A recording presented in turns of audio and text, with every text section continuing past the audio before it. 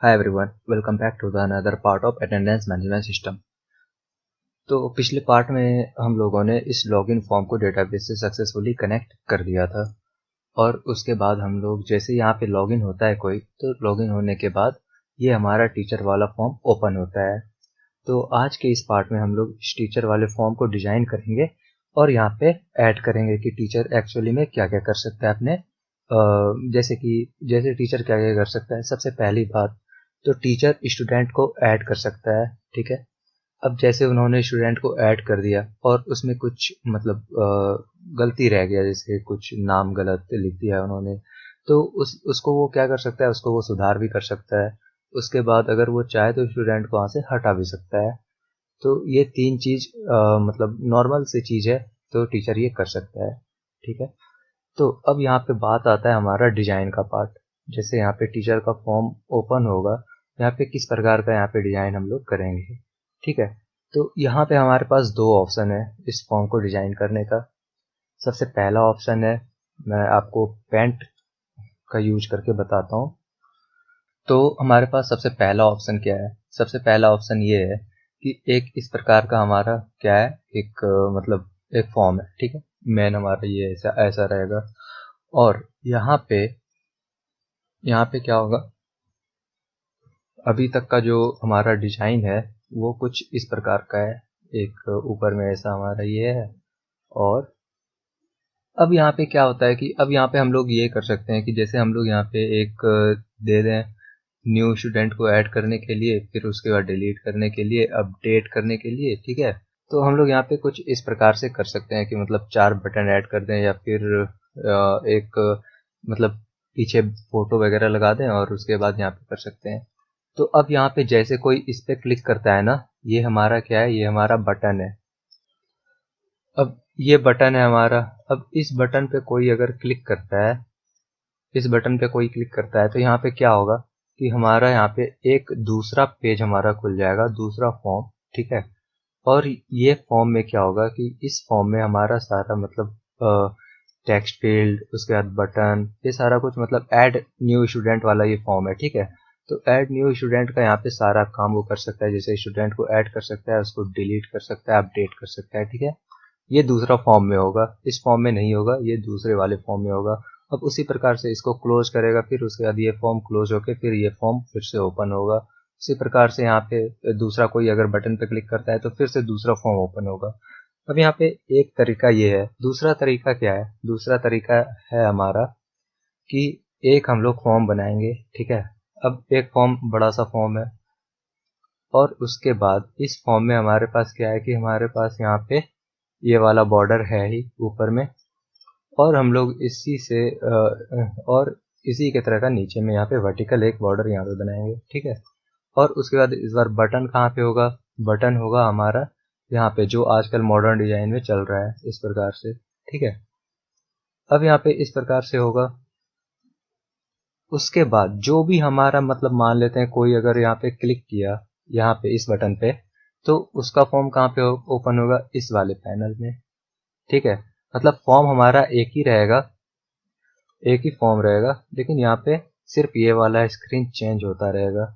इस पे क्लिक किया तो ये वाला फॉर्म खुला, यहाँ पे ये वाला चेंज हुआ, इस पे क्लिक हुआ तो ये वाला हट गया, इस वाले बटन का ये वाला ओपन हुआ। तो सिर्फ ये वाला पार्ट हमारा मतलब चेंज होता रहेगा बटन क्लिक के हिसाब से।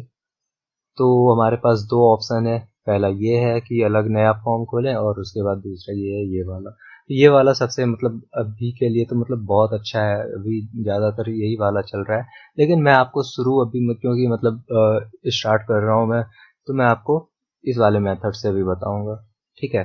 क्योंकि इसमें थोड़ा सा क्या है कि इसमें मतलब इसमें भी ज़्यादा कोई प्रॉब्लम है नहीं, मतलब क्या है कि थोड़ा सा ये कॉम्प्लिकेटेड टाइप का है। तो मैं इसको न्यू फॉर्म वाला बताता हूँ, उसके बाद में नया प्रोजेक्ट में इस वाले का यूज करूंगा, ओके।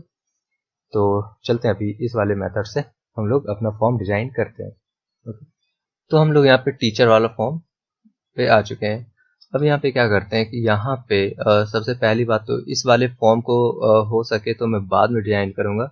फिलहाल के लिए मैं इसको क्या करता हूँ कि एक बटन यहाँ पे यूज कर लेता हूँ, क्योंकि इसको डिजाइन करेंगे बाद में, डिजाइन का काम बाद में करेंगे। फिलहाल के लिए जो हमारा मेन काम है वो कर लेते हैं ना। ठीक है, ऐसा करते हैं, नहीं तो मैं बटन को कॉपी पेस्ट कर लेता हूँ इधर से, तो हमारा क्या है कि उसका सारा प्रॉपर्टी भी कॉपी हो जाएगा। इस वाले बटन को करते हैं, मतलब इसका डिजाइन पैटर्न वगैरह सारा कुछ कॉपी हो गया। ठीक है, तो अब इस बटन को हम लोग क्या करेंगे, इसका नाम दे देंगे ऐड न्यू स्टूडेंट। ठीक है, ऐड न्यू स्टूडेंट, और फिर उसके बाद इसका वेरिएबल नेम भी कर देते हैं, button add new student study. ठीक है, ऐड न्यू स्टूडेंट ये हो गया। अब जैसे ऐड न्यू स्टूडेंट पे क्लिक करेगा, क्या होगा, एक नया फॉर्म ओपन होगा। तो अब यहाँ पे क्या करते हैं कि एक नया फॉर्म ओपन होगा, तो एक नया फॉर्म क्रिएट करना पड़ेगा। तो उस फॉर्म को कहाँ पे क्रिएट करते हैं, यहाँ पे कर लेते हैं मेन पैकेज के अंदर। नया फॉर्म क्रिएट करने के लिए राइट क्लिक, न्यू, एंड फिर उसके बाद जेफ्रेम form, frame add new student. Okay,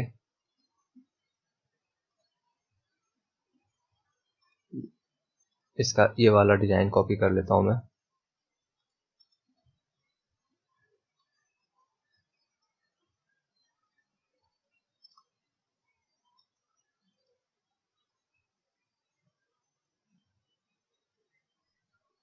ये ठीक है, और उसके बाद एक पैनल ले लेता हूँ।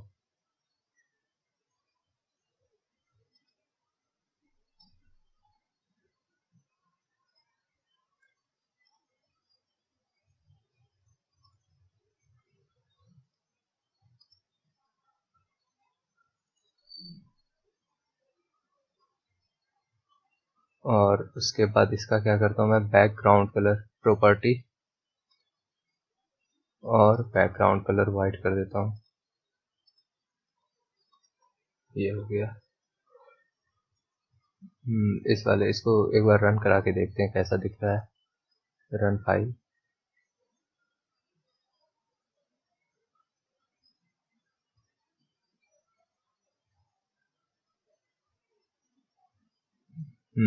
सही है।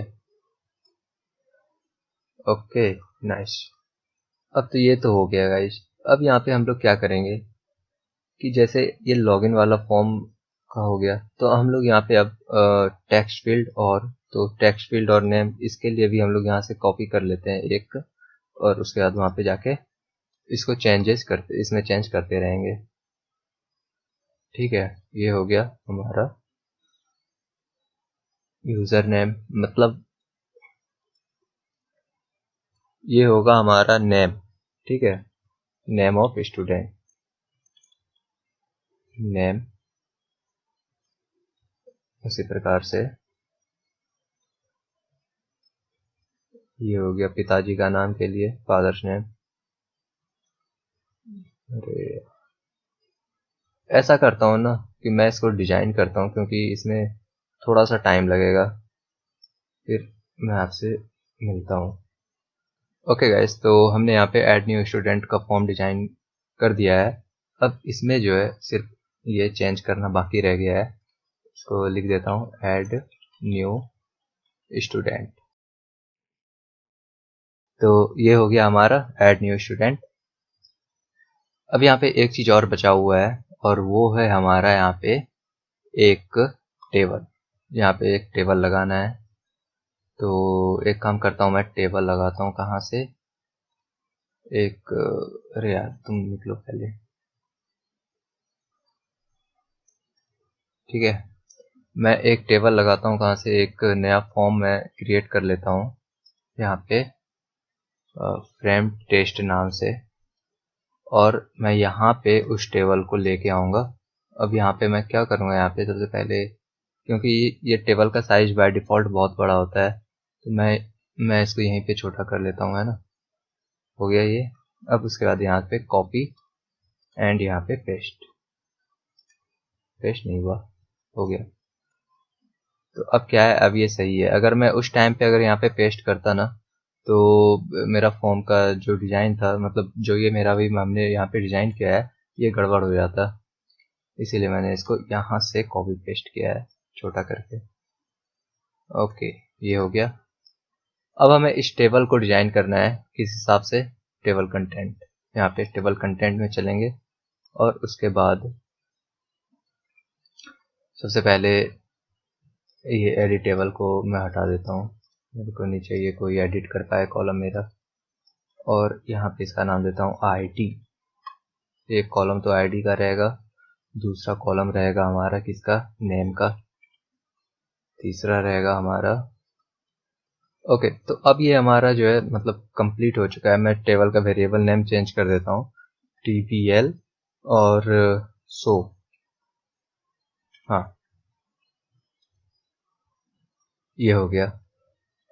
अब मैं क्या करता हूँ कि एक काम करता हूँ, मैं सबसे पहले इस फोन का जो है चेंज कर देता हूँ कॉन्टैक्ट से, और फिर उसके बाद चलो ठीक है यार, रहने दो, इतना कौन देखता है ना।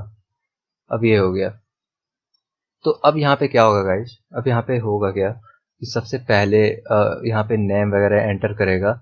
एंटर करने के बाद जैसे सेव बटन पे क्लिक करेगा, तो सेव बटन पे क्लिक होने के बाद ये सारा डेटा यहाँ से उठ के हमारे डेटाबेस में जाएगा और वहाँ पे सारा डेटा स्टोर हो जाएगा। स्टोर होने के बाद जैसे वहाँ पे सेव पे क्लिक हुआ और उसके बाद डेटा स्टोर हुआ, और उसके साथ साथ ये डेटा हमें यहाँ पे दिखना भी चाहिए कि हमारा कौन कौन सा डेटा वहाँ पे स्टोर हुआ है। ओके, तो इसका फंक्शनैलिटी हम लोग अब देखने वाले हैं, या तो फिर अभी हो सके तो इस वीडियो में देखेंगे, नहीं तो अगले वीडियो में। मैं एक काम करता हूँ कि अगले वीडियो के लिए इसको छोड़ देता हूँ, क्योंकि वीडियो काफ़ी बड़ा बन जाएगा। रहने देते हैं, अगले वीडियो में देखेंगे।